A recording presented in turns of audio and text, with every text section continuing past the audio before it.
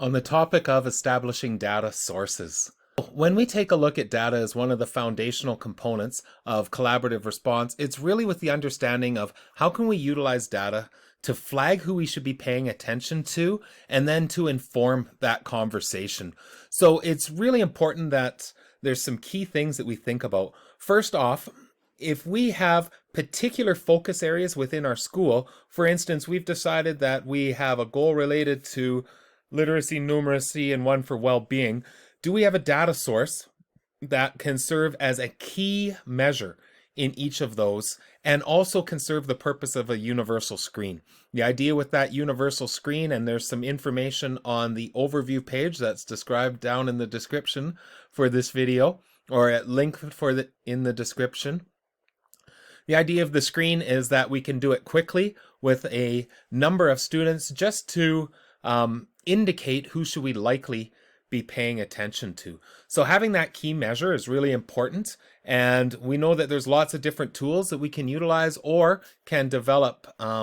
If looking for something specifically, please reach out, as I've engaged with a number of different schools that are using some different tools or have ones that they've developed for themselves. So then it's really quite critical to understand that just having the data is not enough. How we use it and then visualize it to inform a conversation is absolutely critical. Take, for example, this particular school that's collecting numeracy data through a tool called the MIPI. And so we engage, our students do this particular assessment tool, and we gather this evidence. And so you can see in this document, there's a large amount of evidence and a large amount of data that we can break down. Bringing this into your collaborative team meeting is problematic because it takes too long to process, and the collaborative team meeting is not where we should be analyzing data. It's where we should be identifying students quickly with a key issue so that we can engage in a conversation about classroom practice. However, there's value in this. So being able to take this and engage in an analysis process that can be very quick for a team. I generally like to use just 4 simple questions when engaging a team and provide a template for gathering their thoughts around this. The first question would be, what successes or strengths is the data telling us for our students? Okay, start with the positive.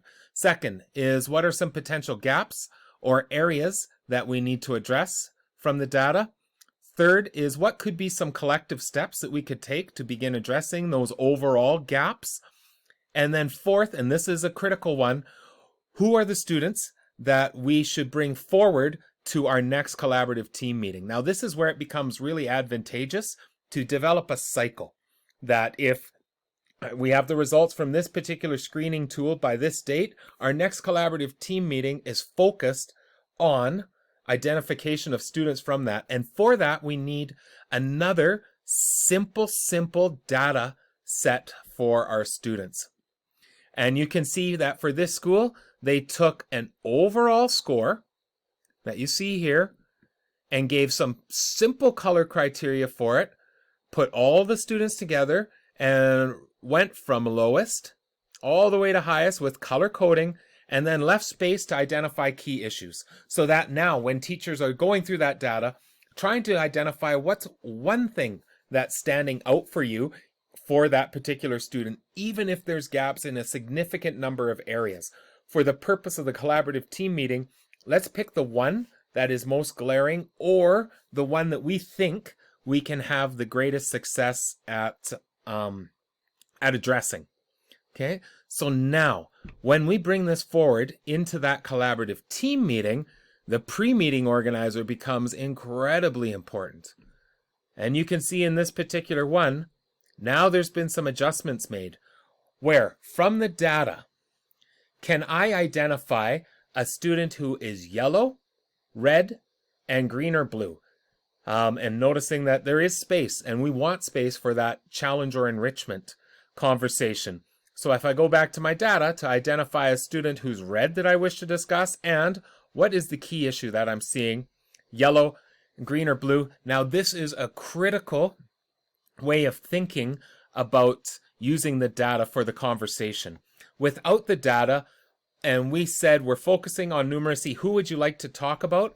Teachers' minds will automatically, in most cases, go to our, again, what we've labeled using this simple visual as reds.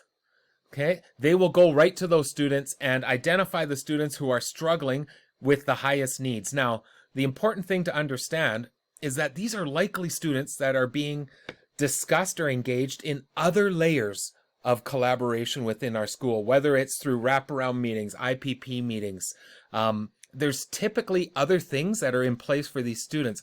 What we want the collaborative team meeting to do is let's try and put the focus on the yellows.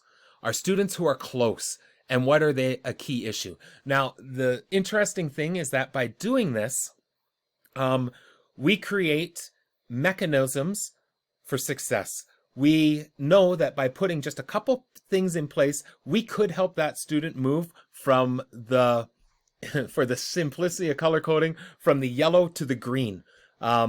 We can then utilize that momentum, that success. What did we do? How did that work?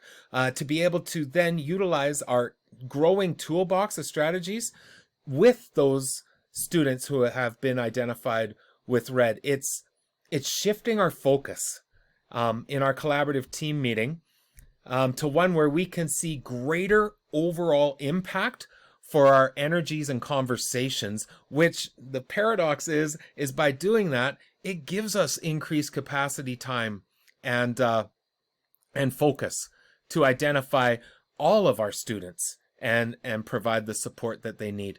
But it doesn't happen without that very simplistic dissemination of information based on the color coding. Now, we have seen schools that have very comprehensive data sets that have been created for students, where it has student name and here's their Fountas and Pinnell score, here's their MIPI score, here's some criteria, they have an IPP, all this information, which is fantastic, especially when it comes to transitioning those students. But when we come to a collaborative team meeting, we want to hide the other columns and say today's meeting is about this focus. So let's look at the key measure we have on that focus, put the other stuff away, order the students from lowest to highest in relation to that key measure. Don't leave our list alphabetical. And again, with any of our data collection tools that we're typically using in regards to spreadsheets, that simple organization is quite easy to do for us. And then allow us to be able to say, take a look at that data, utilize this pre-meeting organizer, and identify the yellows that we're going to attend to. Now, as a facilitator in this meeting, I want to pay a lot of attention towards surfacing the yellow students that we want to attend to. The interesting thing is when I surface that student and identify a key issue, when we say anyone else having that key issue, a lot of students, now the color doesn't matter. A lot of students can be tagged to that because, again, we're looking at the issue at this point. But establishing those data sources is really valuable. And again, simple ideas and strategies that we can put in place that can help focus and deepen our collaborative structures and processes.